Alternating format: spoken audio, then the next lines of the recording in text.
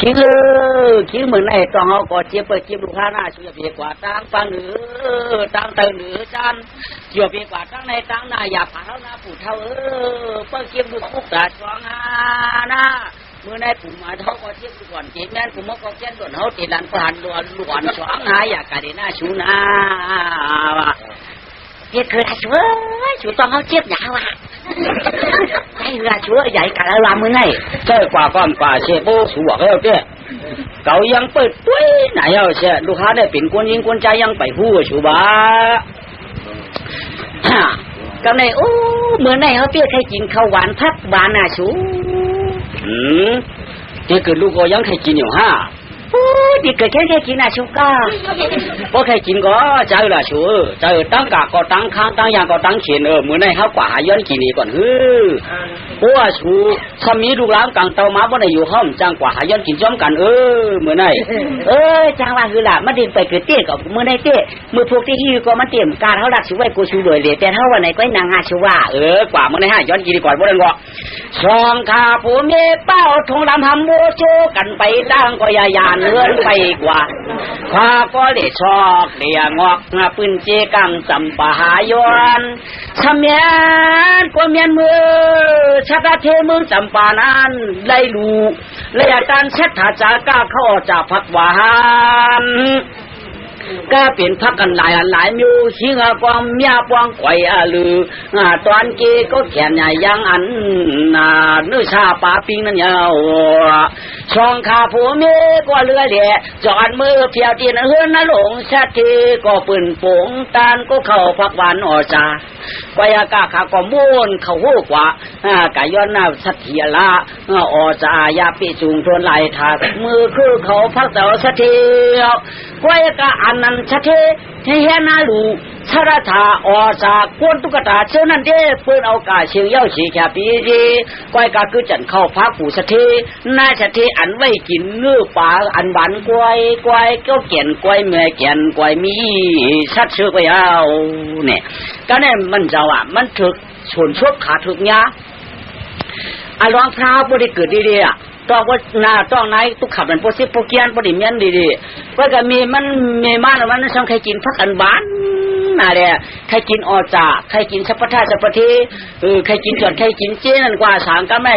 เด้จ่องวางผัวมันน่ะเขาเพ่ใครกินข้าวหวานเพราะหวานชัวว่าใช่ล่ะเดี๋ยวมีลูกนี้ล้างในชัวว่าใครกินก็เหมือนในยื่นเอาใหญ่พุ่มเกิดก่อนเด้อถ้ากว่าป่าย้อนนี่เด้อพวกไรมากินอิ่มกินเตี้ยแล้วจงไปเกิดเดียวชัวว่าใจกะก็ใกล้กะชัวว่ากะก็ใกล้กะกะกับพวกนั้นขานกันก็กว่าไม่ป้าตั้งทงลำหำบัวจ้วนขยันขึ้นนี่ได้กว่ากะขึ้นสะเทศมาขึ้นนั่นขึ้นสะเทศนั่นใช่ไหมเห็นเขาพักเล่นตาปะเฮบางคนมีหนามบางคนพันเนี่ยเขาพักได้ขับไปจีจัดให้ได้เลี้ยงปีเด่นน้องห้องมากินห้องมาเต่ากำพองก็ฮับเขากำพองก็ฮับป้าพักหวานกันมาตะก้อนสวรรค์บางจ้าก็จอกตวง2 3 4 5 6ได้ปนปูมือเสียงเขาพักอันเลี้ยงบนได้เสียงเนี่ยก็นั่นเจ้าพักเขาพักอันส่วนตัวผู้ได้เบี้ยขี้สะเทขากินไว้กำไรเช่นอะไรขาขอม้วนลงเขาหูมือกำไรคนเจ้านั้นสำนักมันขาบ่ามาย้อนขาปู่มาย้อนขาลุงเจ้าเอาขามาย้อนกินเขากินพักค่ะกระตุ้นน้ำมัวห้องรู้กระพองเดียนตุ้นน้ำมัวจานกระพองรอตุ้นน้ำหวานมีเอาเลยเสียงว่ามีว่ามันมีเอานะพวกนี้ที่เขาขาดหลูเลยเขาขาดหลูได้เมื่อไหร่ได้ยังเป็นวันสะเทเรื่องเขาตุ๊กตาเรื่องเขาคนมีคนผ่านก่อนเมื่อไหร่มันมีว่าสู่เจ้าตุ๊กไว้หรือเราขยืงอันหนาเจ้า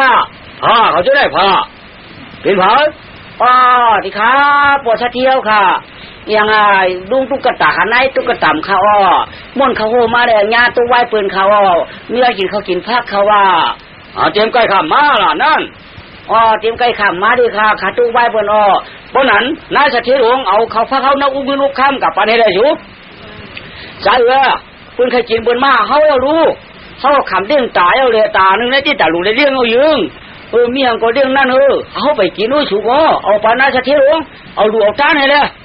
ว่าไหนไว้ครับได้สักทีก็ขอบอกตาอุ้งข้ามีได้ไหมมาชงคือเลยมาชงคือเลยสาธุเป็นพิจุปั่นผู้สู่จัดในจัดนะ ก็เลยหลุยตันคือก็บริสุทธิ์ตอนสีเก่า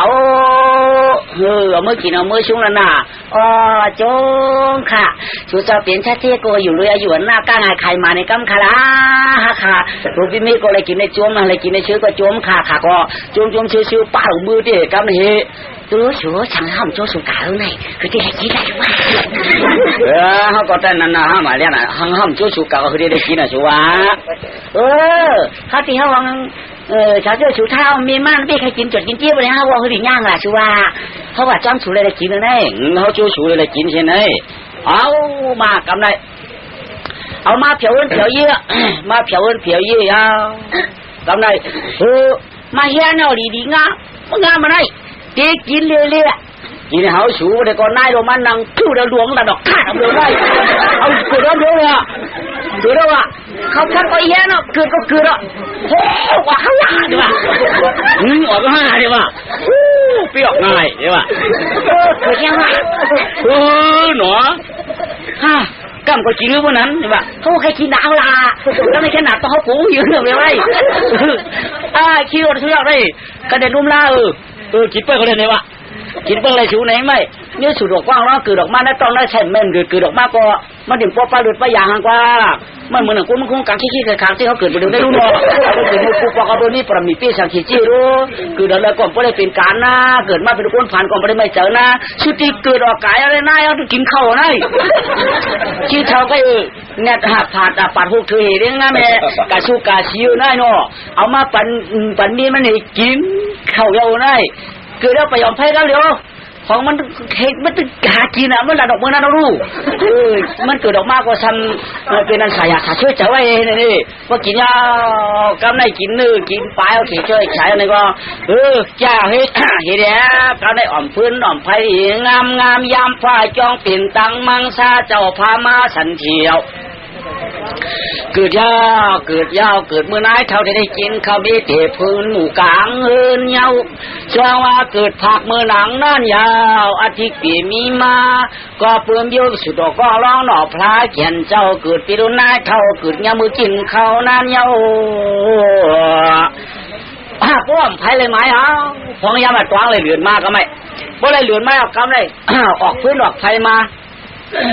จ้าเขาเจอเขาเปลี่ยนกวนอ่ำพวกหมักพวกมีเหมือนกันเจอนั่นต้องคว้างกันมาป้ากันเต่าตีต่างปันจีลูกหูทางเท่าไหนหูเท่าไหนเท่าคิดทุกข้าขาไหนทุกขามยาว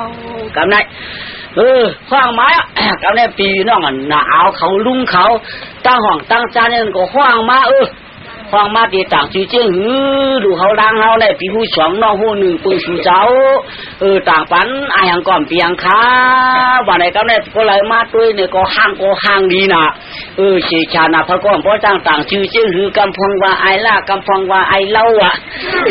าห้างดีอะกำพองว่าไอหนุ่มกำพองว่าไอนวดกำพองว่าไอเลี้ยงกำพองว่าไอใจปิ้วมาเลยกำผูกกำนายเขาจะนั่นมาต่างไปจ้าอะไรเนาะไปเมียนนี่วะต่างก็ไปเมียนต่างก็ไปเมียนแล้วไม่เลยต้องมาตึงปังขาขึ้นหรือไม่คือใครว่าเวลาลุงคือรู้คือลุงคือได้คือใครว่าเวลาหาได้หาใครต่างซ้อนอาทิตย์นามินั่นต่างไปก็เขาปาเขาดูเขาจังว่าเรือต่างไปก็ว่าเขาปาได้จังเห็นเขียนได้ลุงคือหลงมาต่างที่ต่างเลยต่างที่อะไรชูชูคุกจะไรเจนือล่ะอยากคุกจะได้เชื่อเมื่อที่เกิดนั่นก็ย่ามือหาตาหมูเข้าเมื่อได้เก่าเขาฟักมากก็ย่าจะที่เขายันดูอันนี้มันก็ถึกย่ากันเนาะสายดูเลยตึกต่างส่วนจีดูใจฮะไหนดูเลยว่าไอ้ใช่เจาะไอ้ใช่เจาะก็เพื่อนย่ากำกินมันเรารู้เกิดมาก็กินกำเดียวก็รู้ไอ้ใช่เจาะหรือไอ้ใช่เจาะก็ไม่ช่วงว่ากำในลูกปัวเท่าไหนเท่ากว่าปื้อก็ปื้อได้เกิดปื้อกินเข้าสั่งต่อห้อยใช่เจาะหอมาเอาไอ้ใช่เจาะหอมาเอาเนี่ยจำอำเลยจะว่าปีตาปูกะลำใจไปนา ก็ปือมือเลยก่อมต้นได้กินข้าวลีพักกะวานปั่นบันเลี้ยงกะไรข้าชัดขิงเมาต้นได้กินเนื้อชาปาปีจีมีเตนาวายามขิงเชวันเตมือเรียกตัวเท้าเย้าตัดได้กินเนื้อกับข้าวปลาปีอ่อนกับเกลืออย่างชูมีเมื่อไรก็ปีนั้นกวนผ่านคันเจอชุดร้อนแก่นเดือกี้พอได้กินข้าวเนี่ยก็พอได้กินข้าวมังพอกือชำย่างลูดกำได้กินเนื้อมาปลาหลวงเย้าเนื้อกี้ปลาหมีเนื้อจีปลาหุงนังตุงห้างเลยมีเจกะลาโยนำนาเมื่อเกิดก็ได้เกิดเมื่อกินข้าวกลางเป็นตากลางเฮินจ่อห้อไอ้ใช่จ่อไอ้ใช่จ่อจอมจือเมียวนานเนี่ยปั่นลอยหอยปล่อยปังตลาดจะกล้าเขียนขายปั่นหมอกาลาดก็เปื้อร้องตัวคุณเจ้าในมันเขียนก่อยเมียดห้องวายใช่จ่อกำหมอกขานดาดไม่เอาเนี่ยไรใช่จ่อเมื่อเกิดตั้งกินจ่อนะลูกเนี่ยมันเกิดตั้งกินลูกโอ้ไอ้ใช่จ่อก็อย่ามากำไรอย่ามาอย่าเลื่อนจับเลื่อนมาพอเลื่อนรับจับเลื่อนมาอย่ามาถึงเลื่อนบนพอเลื่อนบนมาอย่ามาถึงเลื่อนดองพอเลื่อนดองกับทำเลื่อนรับทำจับถึงมาเลื่อนอย่ามาเหมาอย่ามา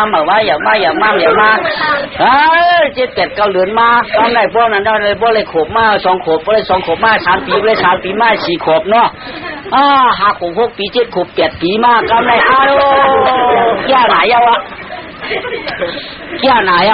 กำได้8 ขบ9 ปี9 ขบ10 ปีชีวิตมาตัวติดหมอปีป้าจินตวง12มาปุ๊บติดปีเมียปุ๊บหมอด้านเขื่อนพื้นปอดพื้นเปียดปอดดูเปียดไม่แหงปอดไม่แหงเปียดบรรยาเดี๋ยวเปียกะไม่นอกเข้าปากเข้าคุยเข้าปั๊บจนตองคุยตองจริงอ่อนมาจอมเมียจอมป่วยนะก็ไม่กักวันหนึ่งยาววันหนึ่งยาวอีกวันหนึ่งยาวถึงมาวันหนึ่งได้ไอ้ใช่จั่วเจ้าได้เหลือแล้วถึงนะคือในเปียวนาบะเรียนนะถึงนะคือในเปียวนาผู้ชินที่ชุดป่านเนี่ยก็ไม่เรียกกำได้เขาจงกะหมอขาตองเขาอีมาวนตาตัวตั้งกว่าเขาหมอขาตองก็ถือมาแต่ว่านั่นน่ะไอ้ใช่เกี่ยวในวางปวงว่ะพ่อลูกชายเมื่อมันไม่พ่อลูกชายเมื่อพ่อเมื่อมาเลยอยู่แล้วไอ้ลูกชายเตียกะเรียนนะถึงนะคือ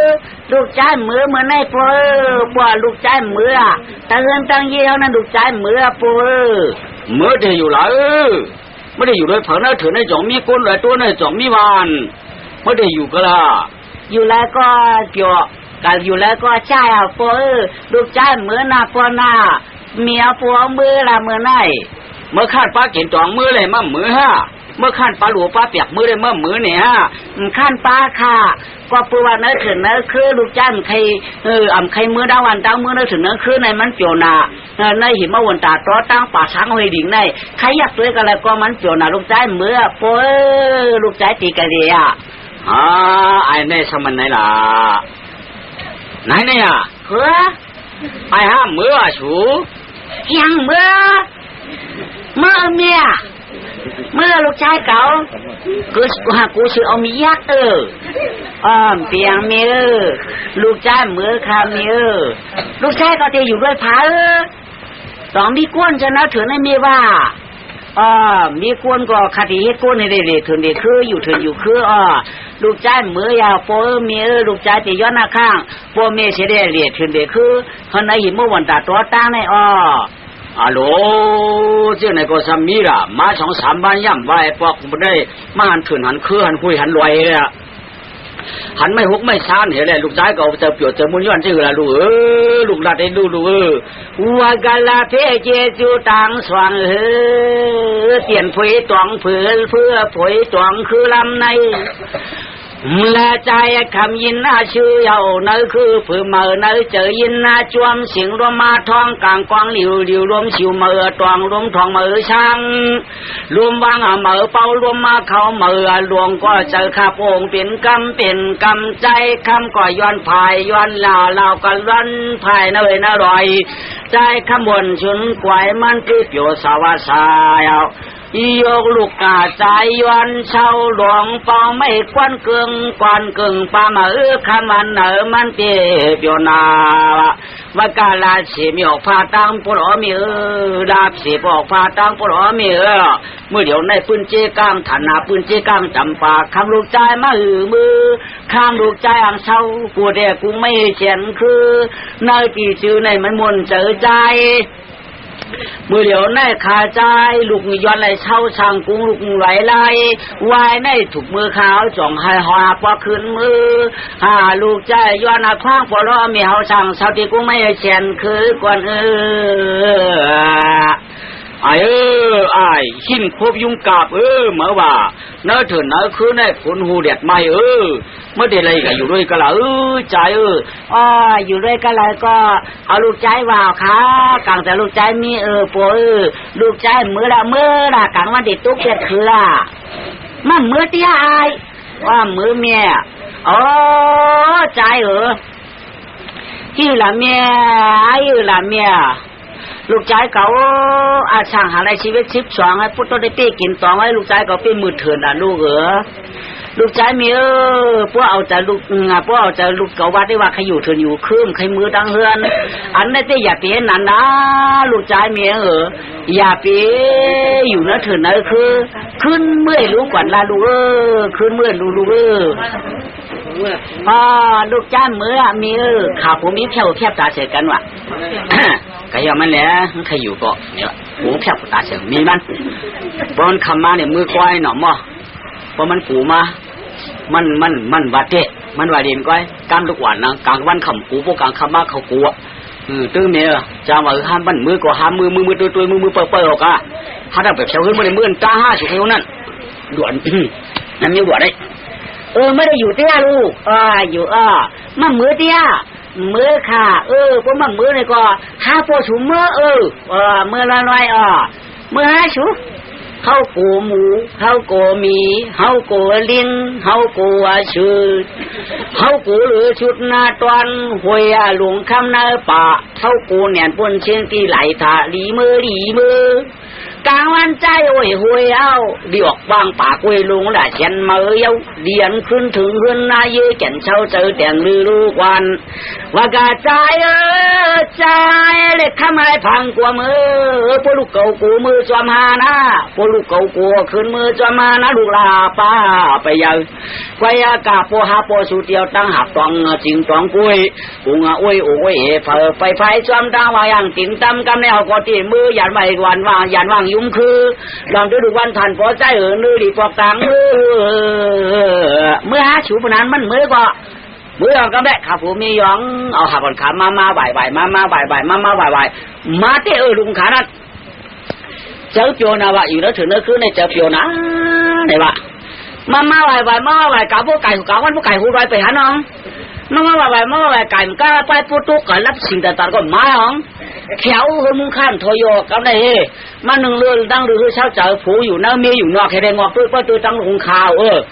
หนึ่งตัวหนึ่งสายวันจมกว่าเสือเจรับสิ่งน่าร้อยงอกกว่างอกยาวลูกใจอ่ำปอกนายเท่าก็ตันเป็นอันตันเจอหนาเลือตอนรอมาตัวจริงหลวงสุโขอาลูเย็นเจอควันหยาบยุงรอมาตัวใหญ่เมียมันก็หูเจอช่วยปาตั้งอันดุกงาเฉียงมอนพุกตา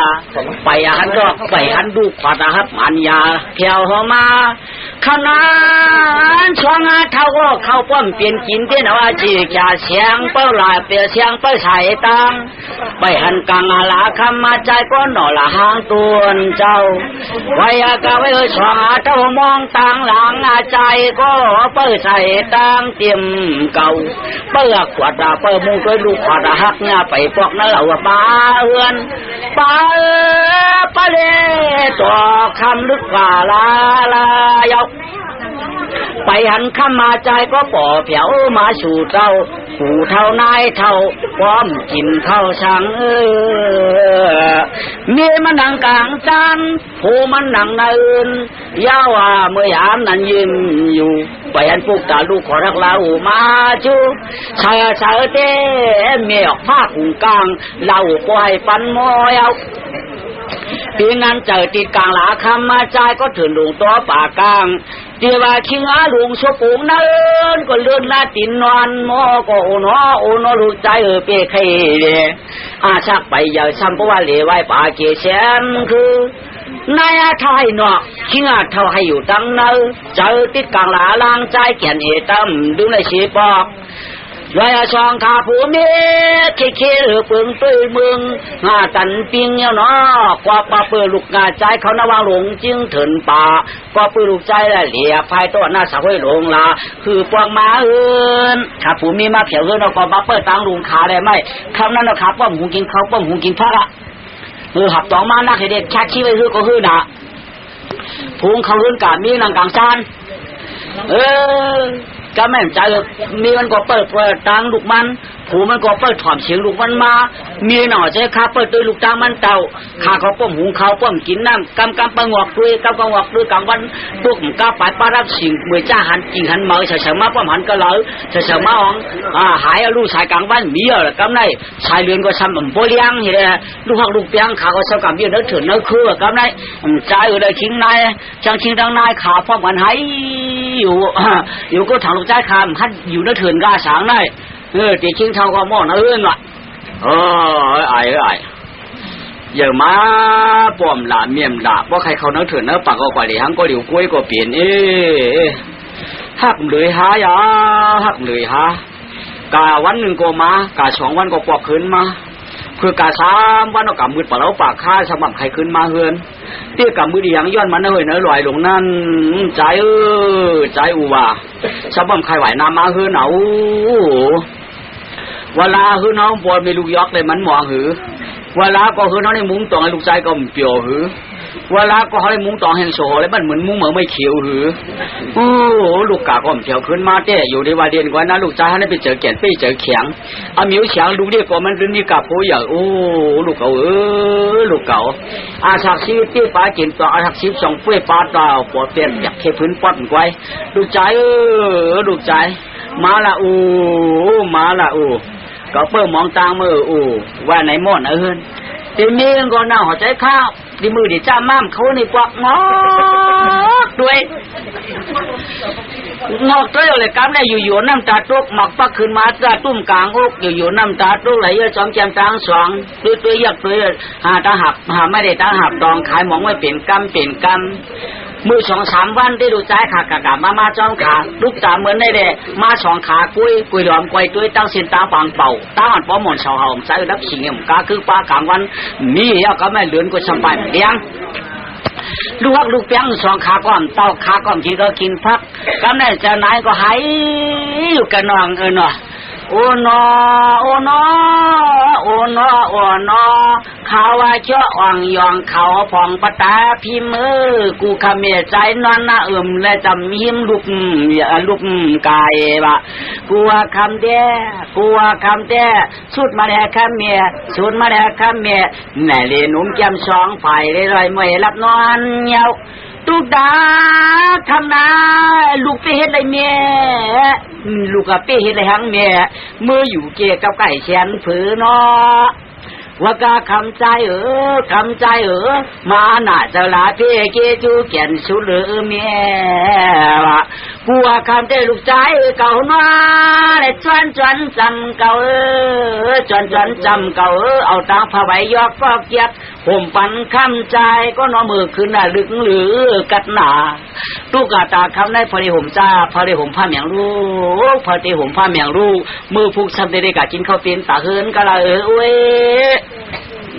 ล้อมด้วยเถินกะร้านป่าเว้ยเนาะลูกใจได้กะอยู่ด้วยเพอเต้นว่าสัตว์ลากูวันเด้มาลูกเขากินมาได้ลูกเขานอนเสียงดีจอนปากจะกะห้องลูกเก่าขมกะเลยก็มียายกายกะเลยก็มีเตือนพวกลูกก็มาอยู่ในเถิดเฮ็ดในพลตีมือยายปั่นมาเนาะหอมเสียงคำเตอห่อเสียงหอมเสียงคำเปอพอมมือลูกปั่นมาไหลเผา ลูกเมียออกชีวังนะเราขึ้นขาเอื้อนเฮาดากลางวันรับยาวชิงยาวกลางวันรับชิงเพื่อกี่ไม่ฉับย้อนจีเผ่าเนื้อร้อยอย่างลูกเก่าจื้อยี่นั้นชื่อหลงฉลองเมืองกวนแก่นชุดก่อยมาอยู่เมื่อช่างหลังดูใจมาเลยเมียลูกกลับมาเลยเจ้าเขาอยู่ว่าเรียนนะไอ้จ้วงว่าเพื่อลูกเก่าเมียยังลูกเก่ากันอยู่เนื้อเนื้อเลยเมื่อกลางวันอยู่ว่าลูกกำกูเลยว่าเพื่อการข้ามมาลูกใจก็ตีอยู่กะตั้งเลยกะอยู่เงาไม่กะละตีขึ้นไม่ก็ลูกใจก็แก็บรัวมาละลูกคนมีก็ย้ายกายมีก็ลูกเก่ามาละลูกให้อยู่ก็ชื่อกลางจ้านั่นไงก็ตื้อนั้นมาลูกใจได้เขาถึงขึ้นได้กว่านั้นเลยก็ไปได้รู้เนาะว้าข้าก็ชุมชนมาเจอมือเดียวมามือผูกข้าก็ลูกถูกย่างขาหาชอกแทงนั่นถึงนั่นคือข้อหาจ่ายเหตุหาเนี้ยกายวะกาแกเราขาวลูกเดี๋ยวนะว่าไอ้ใช่เกี่ยวในกว่าลูกเข้าถึงขึ้นดอยไปเขาขึ้นดอยแล้วนาไว้ไอ้ใช่เกี่ยวก็กินใบชาดำเขาเนื้อหลวงคำเสียนกว่าล้มทอกระเกิงออกชีวันในเมืองจำปาไอ้ใช่เกี่ยวก็ออกใช้เสื้อทิ้งตุกข้าไนตุกคำลายสามบนเสียงที่ไหลทายานกว้างน้องในต่างกว่าเจ้าก็เข้าถึงตัวหน้าชาวลงลาแสนก็ยินน่าเสียงอันตีจิ้วจะเบี้ยวสร้างนำปานจำหรือพุยดีตุยหลายมิวร่วมมาทัวปานำจำคำอ่องยองรวมตัวลูกทูผือตองป้อนกันงานมังกับยินสิงพันโมกุกตั้งทุกตั้งหรือมังกับยินสิงเงาทางยาวถึงเกินเงินนั่นควันดอยไหลกุ้งจืนก็ป่าพุยก็ถึงก้างเจ้าก็เหยียบก็ยามพวกกลางคำมาก่อนนอนนะจ้วมาก่อเขียมพงคาป้อนเมื่อเลี้ยงมามังชาขุนไปเฮ็ดไหนวันจันขึ้นจากขึ้นหมุนขึ้นสักว่าร้องมวนชุดเดือไปนะเวตุนเผือมันไปเกี่ยวไปเกี่ยวสางตัวนาไว้เขียนเจ้าเข้าว่าถึงตัวนาสาวหลวงลาไปพยังก็อยู่กุยผุยไม่เสียนช่องพองยางไปตังนาไม่หุกช่างบางยังกิ่งตำคุณเราเมียดหุ่นคำคุณเจ้าป้าก็อยู่ไกวไปพายห้อยจ้างตัวไปย้ายขึ้นกูหลกไหลตวนอยู่นั้นมันไม่มีหันมันก็ยังไม่มีตีวันคนเมืองกวนกว่าก็ไม่กว่าเลยลืนไปเช่นวันก็ไม่ไก่หญ้าจ้องมุนเจ้าเท่าจ้องยาเชื่อมานี่ก็ไม่ไก่หญ้าจ้องยาชีก็ไม่ปัดลงกับเพียรจ้องยาชิงมันเอากว่าก็ไม่นั่นเธอในอยู่ว่ามีก้นมีอยู่เฮนี่ว่าก้อยกับคุ้งก็เหมือนเฮาหน้าตาตูดชิ้นเต้เหมือนเฮาก้อยกับเท่าเหมือนอูเก่าเขาได้เก่าไว้กับชานกว่าว่าเราเข้าทำกว่าก็ไม่ชาตัวไว้เท่าค่ะไว้เท่าไว้เท่าค่ะเฮ้ยตะก่อนเนี่ยเป็นผีเป็นกวนน่ะเนี่ยข้าเป็นกวนอ่ะลูกเมืองหลังมาลูกก็หลังมาเถียวเดียวอย่าเสียเนี่ยข้าลูกเมืองจำปนากูมาค่ะเป็นลูกเพื่อเป็นลูกได้ตุกคำอู้ข้าเป็นตุกคิงตุกข้าจิ้วตะก่อนเขาในจิ้วของไอ้พี่เดี๋ยวให้ไปไหนไอ้ใช่เกี่ยวข้าว่าเดี๋ยวก็เป็นไอ้ใช่เกี่ยวก็จุ่มยาวไม่อะไรก็ไปอยู่ในเมืองก็ตุกข้าอยู่จำปาความปุ่นจะย้อนกินข้ามาย้อนเนี่ยแต่เปียเชยอยู่หูหินกาปากทำกันได้ก็ไปอยู่ในเมืองกวนก็ม้วนไปม้วนมาอาลาก็เห็นขาดเจ้าปืนกวนเมืองไหลเผาเจ้าวันเหล่ก็ตีกระตัวผือตองได้ไม่เฮียงหลายเผาหากาขายย่องมันหนาก็ได้เปียกอ่อนมันมาก็เบียกอ่อนตั้งไม่ได้ผิดไม่เฮียงเรียกเอวเรียกเทียงอ่ำสังอย่างไรเผาลาอันนั้นก็ปือตั้งอันกลางเจอเขียนเจนจะไปปองไปแจ้งข้ามาย้อนเนี้ยคุณดีอาเจตเป้เจ้ากรรมทำให้ชิงมาย้อนชวนเอาปีญาธรชาก็เมียนย้ำขิงเสาเกี้ยงอาชาข้าก็ชีวิตก็ตุกทอง12ก็เลยเย้าฉีกใจงามมาย้อนเอาตาลักตาเหลี่ยมแก้มโดนเลยชิงก็อย่าเช่นออกกำทั้งที่ข้าเจ้าไล่เฮียเช่นกำทำจำเขาได้สอนปีญาก็ไล่ว่าอย่าเชื่อเอาตั้งตะเปียดวนคำน้องโตอย่าน่าจอตายใส่จุยตะเปียคำ อยู่ด้วยปากไว้หลงโยกเจ้าเต้ตื้นหนุกลงลางเย้าหาตั้งหมักไม่หูมันมาปั่นขุนียาเชอยู่ตันกลางปากถ้ำวันขึ้นมนเชื่อเจอแคมฉะยาเชก็สอนปันน้องปีญาเลียมตวนปีญาตระชาจ้าของตัดมรดานาไหลเนื้อเวลาขุนเสียงคำอย่างอาร้องชักนาจีงาตัวกาตูดิงจอมตูจอมคิงเปลี่ยนไกวทั่วตอกสากไปเอาน้องคุณเลียลองช้ำเล่นช้ำลายงาอย่าว่าขาปัวปิงเนาะท่านลำไม่จริงท่านลำไม่จริงกัดของช้ำมาเตะช้ำบาปิญญากัดของอองตักเมื่ออยู่ตัวหน้าสาวหลวงสองแสนคือนางตาได้บินไว้ไกลจ้าช่วยหวนเตียนหน้าอ่อนป้างกำกี้หมูของกลางคายกว่าป้าเปื้อเจ้าถึงคุณลีลองข้างหนอจอมใจแก่นเจ้านางผีอุยมอแม่กันเจอกันเหมือจองที่ไรก่อนกงกว่าเปื้อร้องลุงสีปื้นชีกลางลืมตุงจำปู